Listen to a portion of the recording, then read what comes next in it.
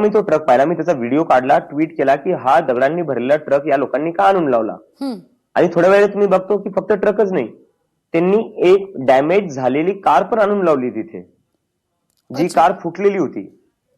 तर माझ्या मनात परत प्रश्न आला की दगडांनी भरलेला ट्रक तुम्ही आणून ठेवला, एक फुटलेली कार तुम्ही आणून ठेवली, तुम्ही नेमकं करायचं काय तुम्हाला. तर याच्यावर जेव्हा आम्ही पोलिसांना प्रश्न विचारला, पोलीस आम्हाला म्हणाले की अरे हा ट्रक तर एमसीडीचा आहे, जे एमसीडीचं बांधकाम चालू होतं त्या ट्रकचे जे काही माल उरलेला आहे तो माल त्या ट्रकमध्ये.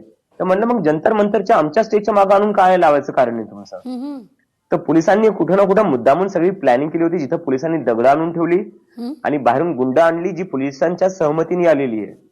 ज्या जंतर मंतरमध्ये मलाही चेकिंग शिवाय घुसू देत नव्हते पोलिसवाले, त्या जंतर मंतरमध्ये हे बाहेरची गुंड आली कसं काय विदाऊट चेकिंग. पोलिसांनी याचं उत्तर द्यावं. पण असं एक आता म्हटलं जात आहे या सगळ्यामध्ये की काही विद्यार्थी जे होते किंवा काही आंदोलक या सगळ्या आंदोलनात सहभागी झालेले होते. जरी सांगितलं गेलंय की त्यांच्यावरचे गुन्हे मागे घेतले जातील, पण त्याबरोबर असं सुद्धा सांगितलं जात आहे की ज्यांची गुन्हेगारीची पार्श्वभूमी आहे त्यांना मात्र सोडलं जाणार नाही. तर अशा व्यक्ती सुद्धा या आंदोलनात होत्या का?